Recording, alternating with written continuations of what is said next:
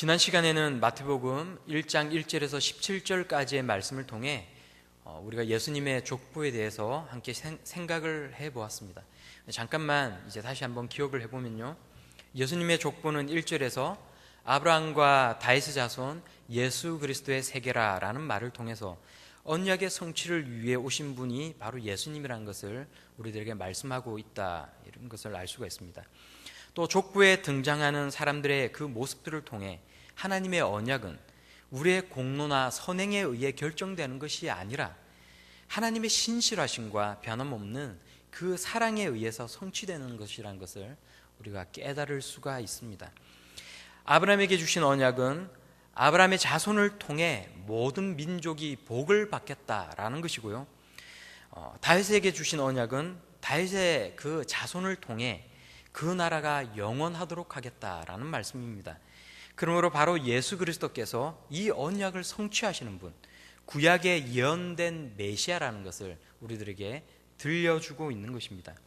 그리고 마지막으로 이제 17절 말씀에서 보듯이 마태복음은 예수님까지의 족보를 14대씩 3번을 끊어서 우리들에게 보여주고 있습니다. 여기서는 두 가지의 의문점을 우리가 가질 수가 있는데요, 그러면 정말 아브라함부터 예수님의 육신의 아버지인 그 요셉까지 역사적으로 살았던 사람들의 수가 여기 등장하는 이 사람들의 수가 단가? 라는 생각을 할 수 있는데, 그 대답은 당연하게 우리가 아니라는 것이요. 마태복음은 14대씩 14사람씩 3번을 끊어서 설명하기 위해서 일부러 1장의 족보에 등장하는 사람들의 이름을 곳곳에 생략을 하였습니다. 근데 그것은 예수님이 다윗의 자손임을 드러내기 위해서 일부러 14명씩 맞추기 위해 했다는 것입니다. 마태복음은 유대인들을 대상으로 기록을 했는데요, 당시에 유대인들이 사용하였던 게마트리아라는 이 방식으로 예수님이 다윗의 자손임을 보여주기 위해 이러한 우리가 지금은 이해할 수 없는 이런 방식을 사용하였던 것입니다. 무슨 말이냐 하면, 다윗이라는 히브리어 글자를 숫자로 바꾸어서 이것을 더하면 14라는 숫자가 됩니다. 히브리어는 모음이 없고요, 히브리어 성경, 구약 성경을 원어로 보면 자음만 쭉 나열되었던 것이 후기에 모음이 추가가 되었어요. 그래서 히브리어 알파벳은 우리나라로 말하면 기역, 니은, 디귿, 리얼, 영어로 ABC라고 이야기할 수 있는 이 알파벳은 자음 없이, 모음 없이 자음만이 사용되고 있고, 그래서 구약 성경은 이 자음만으로만 표기가 되어 있는데, 이 각각의 자음은 숫자의 뜻을 가진다는 겁니다. 예를 들면 우리나라 말은 기역, 니은, 디귿, 리얼 이렇게 나가지 않습니까? 기역은 1이고요, 니은은 2고, 디귿은 3이고, 이렇게 이제 나가는 그런 방법입니다.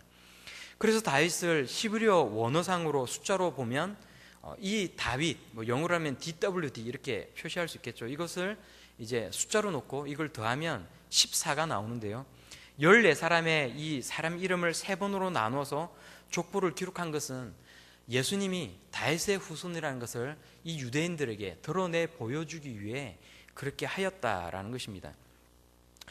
요한계시록에도 보면 이제 666이라는 숫자가 나오지 않습니까? 666이라는 말은 그 당시에 그리스도인들을 탄압하였던 그 로마의 그 황제였던, 갑자기 이름이 생각이 안 나요. 로마를 불태웠던 황제 이름이 뭐였죠? 그 황제의 이름을 이제 숫자로 하면 666이라는 숫자가 나오거든요. 그러니까 당시에 유대인들이 사용하였던 이 게마트리아라는 방식을 통해 드러내 보여주고 있다는 것입니다. 로마의 황제의 이름은 네로입니다. 우리는 지금 당장 이것을 볼 때 이게 이해가 되지 않지만, 당시 유대인들은 널리 사용하고 있는 방법이었기 때문에 그 당시에 유대인들을 대상으로 했을 때는 이것이 상당히 의미 있는 기록 방법이었고요, 그래서 예수님께서 다윗의 자손으로 약속의 성취를 위해 오신 바로 그 메시아라는 것을, 그리스도라는 것을 보여주기 위함이었다라는 것을 알 수가 있는 것입니다. 그러면 두 번째 의문점은, 그러면 왜 우리말 성경에 낳았다라는 표현을 쓰고 있는데 중간에 생략된 사람이 있는데 어떻게 낳았다라는 말을 쓸 수가 있느냐, 이런 거죠. 그러니까 A가 B를 낳고 B가 C를 낳았는데 성경에는 A가 C를 낳았다라고 표현을 하고 있거든요. 근데 이것도 그 당시에 유대인들의 관습을 통해 바라본다라면 전혀 이상할 것이 없다라는 거죠. 그러니까 우리말 성경에는 낳았다라고, 낳았고라고 표현을 하고 있지만 원어로 보면 누구의 아버지였다, 뭐 이렇게 쓰는 방식이거든요. 근데 아버지라는 말은 우리말에서는 직계 아버지만을 아버지라고 이야기를 하지만 유대인들은 자기의 직계 아버지뿐만이 아니라 할아버지도 아버지가 되고 조상이 다 아버지가 됩니다. 그러니까 내가 누구의 아버지라는 말은 나의 직계 아들뿐만이 아니라 나의 손주도, 그 뒤에 태어나는 그 자손도 내가 그의 아버지였다라고 유대인들은 표현을 하는 것이거든요. 그러니까 이 표현에, 그러니까 지금 우리가 볼 때는 이해할 수 없는 이런 표현이지만 그 당시에 1세기를 살았던 유대인들에게는, 그리고 그 당시에 뭐 그 전 세대도 마찬가지고요, 전혀 이상한 표현이 아니었다라는 것을 우리가 알 수가 있습니다. 그러므로 17절에서 마태복음은 아브라함부터 다윗까지 14사람을 통해 하나님 약속의 역사적인 실현을 우리들에게 보여주고 있고요, 다윗부터 바벨론 포로까지 이 14대를 통해 불순종하는 이스라엘의 흥망을 우리들에게 보여주고 있고요, 마지막으로 바벨론 포로로부터 예수 그리스도까지 이 14대를 통해 사람들의 거역과 불순종에도 불구하고 신실하게 약속을 이루어 가시는 하나님의 모습을 우리들에게 보여주고 있다라는 것입니다. 그래서 이렇게 마태복음은 이스라엘의 역사이기도 한 예수님의 그 족보를 끊어서 보여준 다음에 이제 예수님의 탄생에 대해 우리들에게 이야기를 들려주고 있습니다. 18절 상반절에 오시면 예수 그리스도의 나심은 이러하니라 라고 시작을 합니다. 오늘 본문 말씀을 통해 우리가 알 수 있는 것은 세 가지입니다. 첫째는 예수님의 나심은 성령의 역사로 된 것이다 라는 것입니다. 18절 중반절부터 보시면 그의 어머니 마리아가 요셉과 약혼하고 동거하기 전에 성령으로 잉태된 것이 나타났더니 라고 이야기를 합니다. 그런데 이 말씀을 통해 볼 때 문득 우리에게 의문이 생길 수가 있어요. 왜 예수님께서는 동정녀 마리아를 통해 태어나셔야만 하였나라는 것입니다. 왜 예수님께서는 동정녀의 몸을 통해 태어나셔야만 했습니까? 정상적으로 요셉과 마리아의 부부관계를 통해 태어날 수도 있지 않습니까? 그런데 왜 예수님께서는 동정녀 마리아의 몸을 통해 태어났습니까? 어떤 사람들은 이 사건을 보고 어떤 신비롭고 특별한 출생을 보여주는 것이 아니냐라고 이야기를 합니다.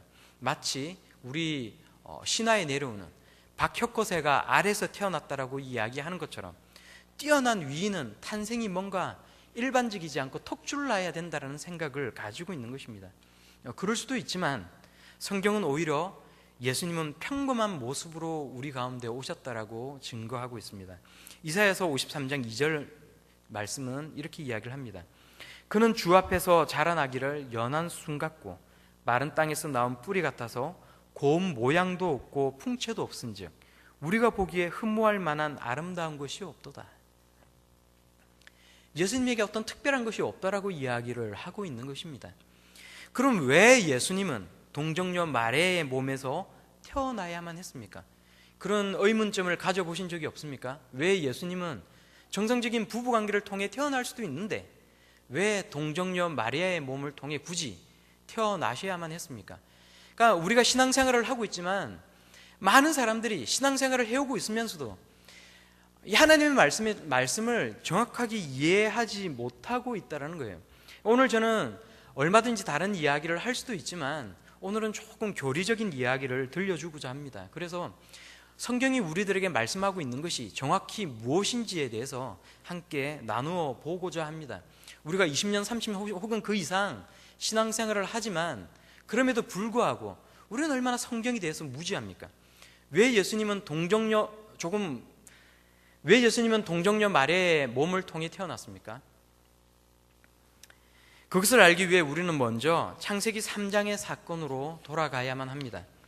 하나님께서 태초에 천지를 창조하시고 아담과 하와에게 이 세상의 모든 것을 관리하라고, 다스리라고 말씀하셨는데 딱 한 가지 금지한 것이 있었습니다.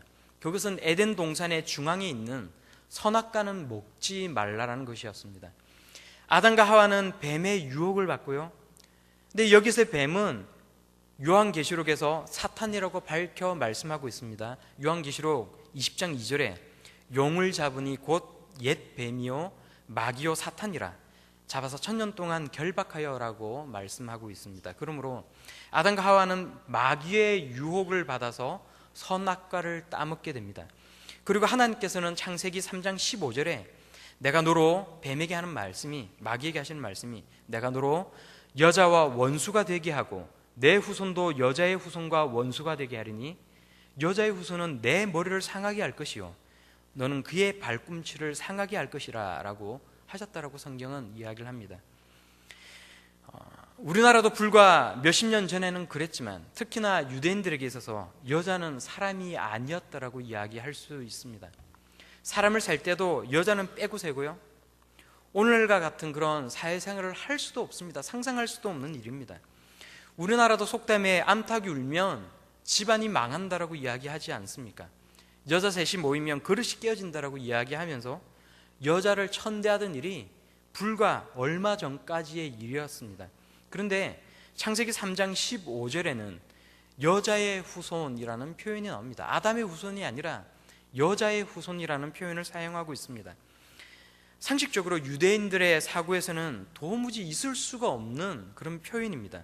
왜 여자의 후손이라고 이야기를 할까요? 그것은 아담의 타락과 범죄 이후에 모든 인류는 원죄를 가지고 태어나기 때문에 그렇습니다. 모든 남녀 관계를 통해 태어나는 사람은 유전적으로 원죄를 가지고 태어납니다. 어느 누구도 예외가 있을 수가 없습니다. 사람에겐 두 가지의 죄가 있고요, 하나는 원죄고 하나는 자범죄입니다. 원죄는 아담의 타락 이후로 모든 사람이 유전적으로 가지고 태어나는 죄의 속성이고요, 자범죄는 자기가 짓는 마음의 생각과 행동으로 짓는 모든 죄입니다. 사람에게는 원죄와 자범죄를 사람은 다 가지고 있습니다. 만약에 예수님께서 요셉과 마리아의 정상적인 부부관계를 통해 태어나셨다면 예수님은 원죄가 있으신 분이고요, 인류를 구하기 위해 아무 죄 없이 십자가에서 대속의 죽음을 맞이할 수 있는 그런 분이 될 수가 없다라는 것입니다. 소경이 소경을 인도할 수가 없고요, 죄인이 죄인을 구원할 수가 없습니다. 죄의 삭은 사망이고요, 피 흘림이 없으면 죄 사함이 없습니다. 애초에 사망이라는 것은, 죽음이라는 것은 죄의 결과로 들어온 것입니다.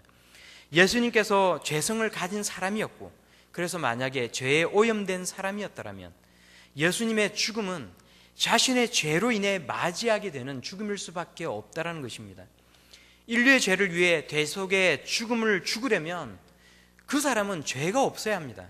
죄가 없어서 다른 사람의 죄를 대신 지고 그 형벌로서 죽는 것이 가능하여야만 십자가의 사건이 우리 모든 인류의 사건이 될 수가 있는 것입니다. 그러므로 예수 그리스도의 탄생이 만약에 정상적인 부부관계에 의한 것이었다면 십자가의 대속의 사건은 애초에 불가능해지는 것입니다. 예수님께서 왜 동정녀 마리아의 몸을 통해 태어나셨나? 그것은 어떤 신화적인 일을 만들어내기 위함이 아니라 굉장히 논리적인 귀결이라는 것입니다. 아담과 하와가 범죄를 저질렀고요, 타락했습니다. 사망이 들어왔습니다. 모든 아담과 하와 이후로 태어나는 모든 사람은 모두가 죄인입니다. 의인은 아무도 없습니다. 예수 그리스도께서 대속의 죽음을 맞이하기 위해 십자가의 사건을 위해 이 세상에 오실 때에 예수님께서 만약에 정상적인 부부관계를 통해 태어나셨다면 예수님은 실패자가 될 수밖에 없어요. 왜냐하면 예수님의 십자가의 사건은 본인의 죄에 대한 결과가 될 수밖에 없기 때문에 그렇습니다. 예수님께서 동정녀 마리아의 몸을 통해 태어나신 것은 죄가 없으신 분이 다른 사람의 죄를 대속해 십자가의 죽음을 맞이하기 위해 올 수밖에 없었던 당연한 논리적인 신학적인 결과였다는 것입니다. 둘째로 예수님은 자기 백성을 죄에서 구원하기 위해 이 땅 가운데 오셨습니다. 마리아가 성령으로 잉태되어 아기를 가졌을 때 이러한 영문을 몰랐던 요셉은 마리아와 약혼 관계를 조용히 끊고자 하였습니다. 그런데 오늘 본문 20절을 보시면 주의 사자가 꿈에 나타나서 말을 합니다. 다윗의 자손 요셉아, 내 아내 마리아 데려오기를 무서워하지 말라. 그에게 잉태된 자는 성령으로 된 것이라. 천사는 요셉을 향해 다윗의 자손이라고 말을 합니다. 왜냐하면 다윗의 언약을 성취시키기 위해 요셉의 법적인 아들로 예수 그리스도께서 태어나실 것이기 때문에 그러합니다. 예수님께서 동정녀 마리아를 통해 성령으로 잉태가 되었는데 왜 예수님은 다윗의 자손입니까? 요셉의 아들이 아닌데요. 그것은 다윗의 자손인 요셉의 법적인 아들이기 때문에 그렇다는 것입니다. 요셉이 성령으로 잉태된 예수 그리스도를 아들로 맞이하게 되면 생물학적으로는 요셉의 자식이 아니지만 법적인 아들이 될 수가 있다는 것입니다. 그러므로 천사가 현몽하여 요셉에게 내가 다윗의 자손이고 마리아가 임신한 아기는 성령으로 된 것인데 하나님의 언약을 이루기 위해 이것이 일어난 일이다. 그리고 그 아기는 자기 백성을 그들의 죄에서 구원할 자이고 그가 바로 구약에 예언된 메시아 그리스도라고 밝혀 말씀하고 있는 것입니다.